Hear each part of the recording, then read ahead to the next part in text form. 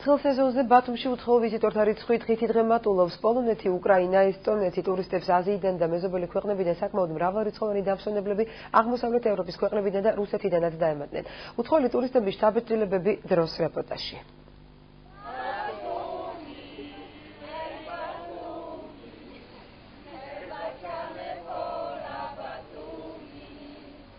ბათუმს პოლონელი დარიუში და ანა მეგობრებთან ერთად უმღერიან. აჭარაში 2 დღეა ჩამოვიდნენ. ასობით პოლონელი ტურისტი ბათუმს ყოველ ხუთშაბათს ჩარტერული რეისით სტუმრობს.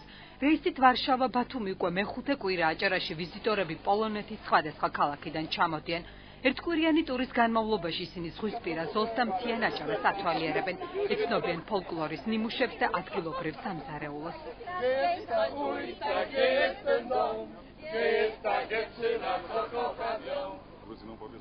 ქართველებს ძალიან გაგიმართლათ და თქვენი ძალიან უშურს, რადგან ღმერთმა ულამაზესი მიწა გარგუნათ. ჩემი ვიზიტით ამ მოკლე პერიოდში რის ნახვაც მოვასწარი აღფრთოვანებული ვარ. უკრაინელი კატერინა კრაილო ბათუმს მეორედ ეწვია.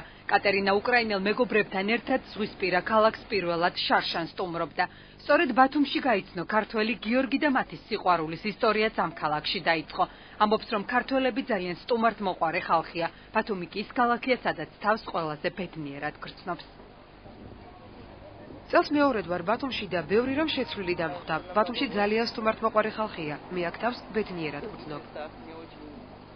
ჩამოსული იყო ჩემი მეგობრებთან ერთად და იმის მერე რაღაც შეგვიყვარდა ერთმანეთი ერთად ვართ და ახლა ჩამოვიდა კიდევ ერთხელ დასასვენებლად ძალიან მეც ძალიან მომწონს, თვითონაც ძალიან მოსწონს. თვითონ უკრაინიდან არის კიევიდან და ძალიან ისეთია, შარშანდელის მერეც კი ბევრი რაღაც შეცვლილია და ჩვენ ყაყოფილები ვართ. ეჰასალუების ოჯახი ტალინში ცხოვრობს, ბათუმში პირველად არიან. წელს აჭარაში ესტონეთიდან ტურისტების პირველი ნაკადი ჩამოვიდა.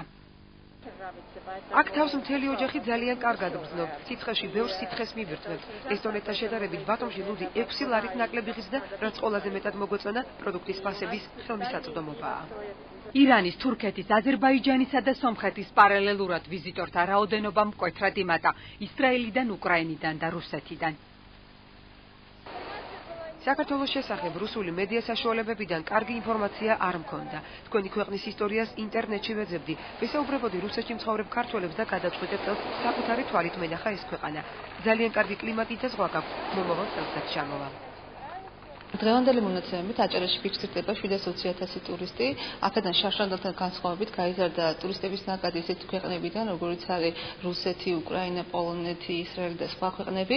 მინდა აღნიშნო ისიც, რომ ტურისტები თუ დავუშვათ წინა წლებში ჩამოდიოდნენ ყოველ ზღვაზე დასასვენებლად, უკვე უფრო გააჩნდა ინტერესი იმისა, რომ შეეძინონ სხვადასხვა სახის ტურები და ექსკურსიები და აღმოაჩინონ უფრო ახლოს გაიცნონ ჩვენი ქართული კულტურა და ტრადიციები. ისტორიული, კულტურული, ეკო და ექსტრემალური ტურიზმი. ეს ის მარშრუტები, რაც ყველა ტურისტული სააგენტოს მომსახურებაში შედის. უცხოელი და ადგილობრივი დამსვენებლებით მოსაზიდად სააგენტოები ახალ და შეღავათიან ტურისტულ პაკეტებზე მუშაობენ. ყველა ტურისტი სტუმრობს ტურიზმის საინფორმაციო ცენტრს სხვადასხვა შეკითხვებით, როგორიცაა მაგალითად რა დავათვალიეროთ, რა ღირსშესანიშნავი ადგილები გაქვთ და აინტერესებთ და მათ ესაჭიროებათ გზამკვლევები, რუკები, გაიდბუქები და ასე შემდეგ. ჩვენ ყველანაირ ინფორმაციას ვფლობთ, თუ როგორ მივიდნენ ამა თუ იმ ობიექტზე.